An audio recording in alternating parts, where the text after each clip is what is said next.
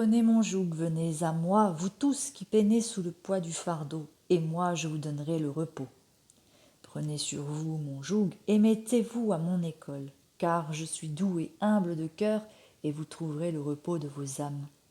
Oui, mon joug est facile à porter et mon fardeau léger. Ce passage de la Bible que j'ai lu ce matin m'a mise en réflexion. Et de cette réflexion, on est sorti ceci. Je me suis dit que ça faisait très gourou et qu'il était très difficile de nuancer la subtilité entre la parole de Dieu et une interprétation qui viendrait du malin. Le malin qui nous pousserait à interpréter cette parole d'une manière néfaste et négative.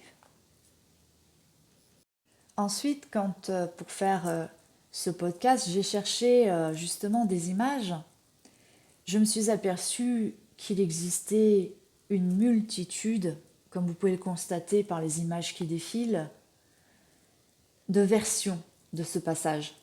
Donc, je me dis qu'il n'est pas étonnant que nous nous perdions.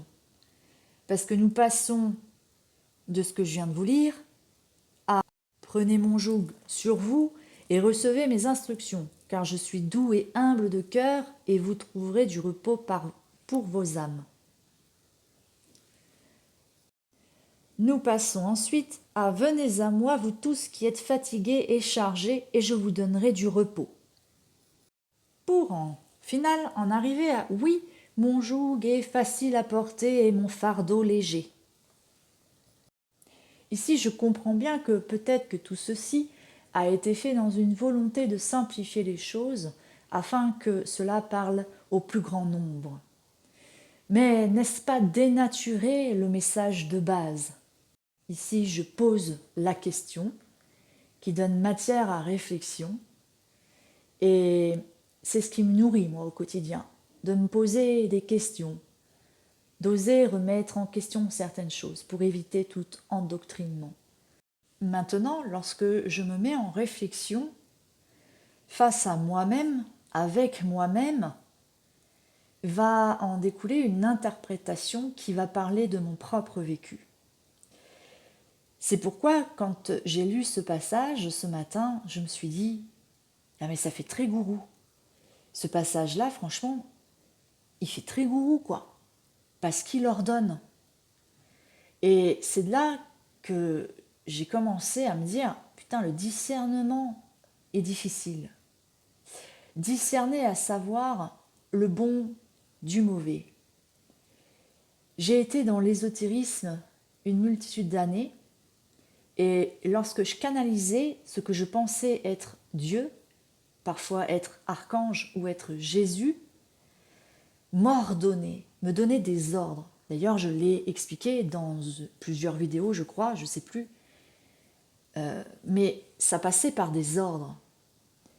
Et c'est de là que je me suis mise à juxtaposer les situations auxquelles je faisais face aux démons, que j'entendais par des mots, par des paroles, clairement, comme un humain pourrait me parler, m'ordonner d'agir de telle manière si je voulais derrière recevoir tel et tel bénéfice. Si par exemple je voulais me marier, eh bien il fallait que j'agisse et interagisse avec la personne avec qui je voulais me marier de telle et telle manière, qu'il fallait que je fasse ça, qu'il fallait que j'écrive ceci, que je lui envoie un SMS, bref. Et c'est là que j'ai dit, waouh, ouais, c'est vrai que le discernement entre la parole de Satan et la parole de Jésus, ça peut être compliqué parfois.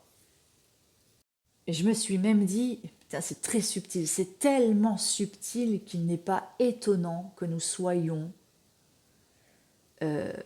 souvent dans l'erreur, que nous tombions souvent dans les pièges de Satan. Et il porte bien son nom, le malin est rusé et très subtil dans ses ruses pour nous opprimer, nous détruire les uns les autres. Alors, il faut faire gaffe avec nos interprétations de la parole de Jésus, parce que parfois, Satan s'immisce justement dans nos failles en exploitant notre vécu contre nous-mêmes, pour nous amener à interpréter telle ou telle parole de manière négative, de manière à ce que nous puissions nous entretuer. Je m'explique. De cette réflexion matinale, j'en suis arrivée aux plaies de l'Égypte, où je me suis dit que l'Ancien Testament était peut-être une mise en garde, que parfois nous pensons peut-être écouter la voix de Jésus, la voix de Dieu, alors qu'en réalité c'est plutôt celle du malin, et qui nous amène à interpréter les choses de telle manière pour arriver à ses fins. Et ses fins, c'est quoi? C'est de nous détruire. De là, j'en suis donc arrivée à comparer en fait deux interprétations possibles des 7 plaies, notamment lorsque les nouveau-nés sont morts, ordonnés par Dieu. Je me suis dit, ça peut être perçu comme œil pour œil et dent pour dent, mais ça peut être aussi perçu comme le karma, la justice divine. De telle manière de faites attention à vos actions parce qu'elles vont vous revenir comme un boomerang. Le pharaon, lors de la naissance de Moïse, avait ordonné de tuer les nouveau-nés. Qu'est-ce qui se passe par derrière? Des années plus tard, avec Moïse, eh bien, les nouveau-nés égyptiens sont tués.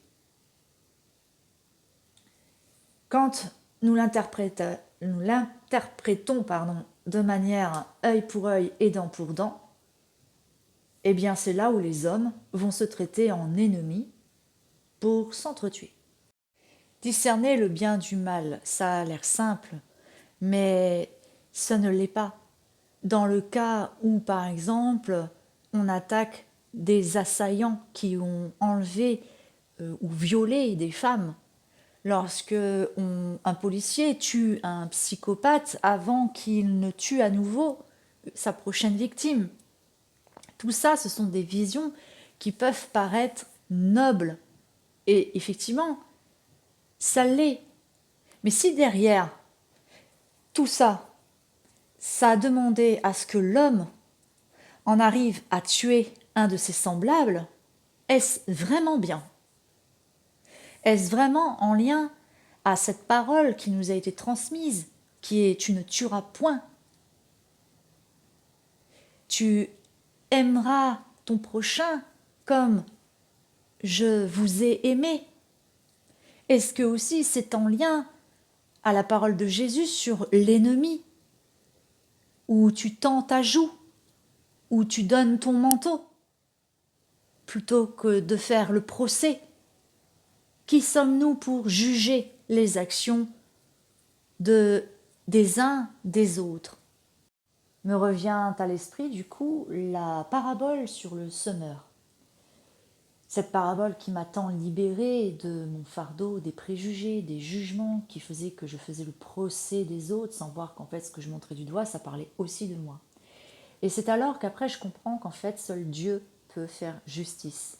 Parce que la justice divine, elle est juste. Parce que Dieu est omniscient et nous ne le sommes pas. Par conséquent, la justice que nous pouvons rendre, nous, eh bien, ça cause des torts. Des torts envers les autres qui vont blesser les égos, et un égo blessé blessera à nouveau un autre égo. Et c'est ainsi que le malin va s'auto-alimenter. Et c'est ainsi qu'il va nous monter les uns contre les autres et qui va faire que nous allons nous en prendre à l'assaillant. De la même manière qu'il s'en est pris à nous. Ainsi, nous devenons à l'image même de cet assaillant. Tuer un assaillant sous prétexte qu'il nous a attaqués, effectivement, c'est se défendre, mais ici, en se défendant, nous attaquons. Et est-ce que ce n'est pas nous dénaturer? Est-ce que ce n'est pas là, ici, le fait que nous nous laissons dénaturer par le malin. Parfois, notre problème, je pense que c'est de confondre la survie avec la vie. Et c'est ce qui nous mène des fois à nous laisser dénaturer par le malin et les tentations, les stratagèmes qui visent à nous tenter de commettre le péché.